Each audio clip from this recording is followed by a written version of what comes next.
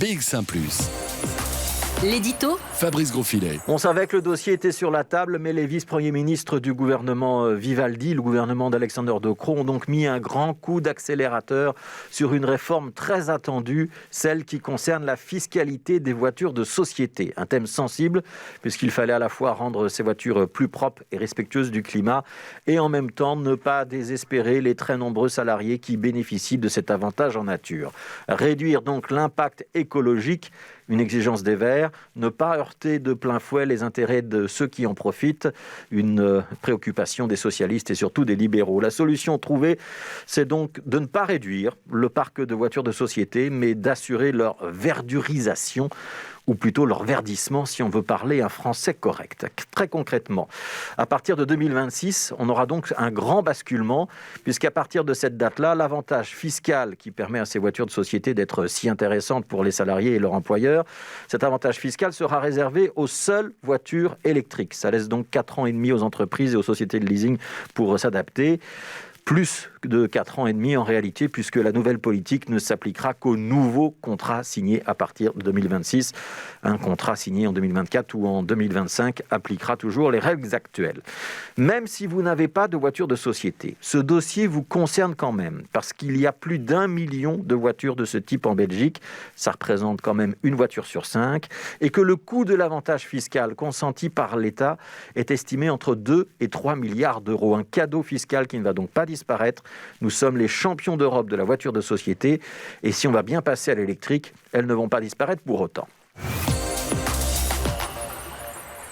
Alors cette mesure du gouvernement fédéral, elle va clairement avoir un impact sur le parc automobile des prochaines années. On peut dire sans trop de risque que cela aura aussi un effet d'entraînement sur l'ensemble du marché automobile qui va donc devenir plus vert. On peut aussi prévoir par ricochet des investissements dans les bornes de recharge. Et ce matin, cette nouvelle doit être mise en relation avec 2 autres informations qui sont parues à quelques heures d'intervalle. Une étude de l'ULB relayée dans le journal Le Soir qui relevait que chaque année à Bruxelles, plus de 900 décès étaient dus aux particules fines et à l'oxyde d'azote. Ça veut dire quand même plus d'un décès sur 10 directement lié à la pollution des moteurs thermiques.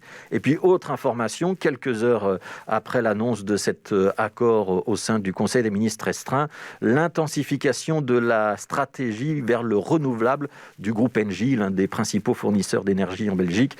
Ce groupe prévoit de faire passer sa production d'électricité verte de 30 gigawatts aujourd'hui à 80 gigawatts en 2030, avec même un objectif zéro carbone en 2045. Bref, il y a du changement de paradigme dans l'air. Il est réel et concret, ce changement, que ce soit dans le marché automobile ou chez les producteurs d'énergie. Alors bien sûr, on pourrait quand même trouver à redire sur ces mesures. Peut-être qu'il aurait fallu aller plus vite et plus loin en ce qui concerne nos voitures de société. Peut-être que les électrifier n'est qu'une partie de la solution et que si on veut vraiment désengorger nos routes, il faut aussi avoir le courage de réduire le nombre de véhicules. D'ailleurs, la différence entre verdurisation et verdissement. Le verdissement, qui est donc reconnu par l'Académie française, c'est le fait de rendre plus verte. Il s'agit bien de couleur. On peut donc se méfier de ce terme qui nous approcherait peut-être du greenwashing. C'est peut-être pour ça que certains communicants ou certains journalistes préfèrent le néologisme de verdurisation. Le problème, c'est que dans les quelques dictionnaires en ligne qui acceptent le terme de verdurisation, on précise qu'il s'agit d'ajouter des végétaux dans un espace. Et moi, je crois bien qu'ajouter une plante verte à l'arrière de votre véhicule de société, ça pourra être très joli, mais ça ne changera pas grand-chose à nos problèmes de pollution et de mobilité.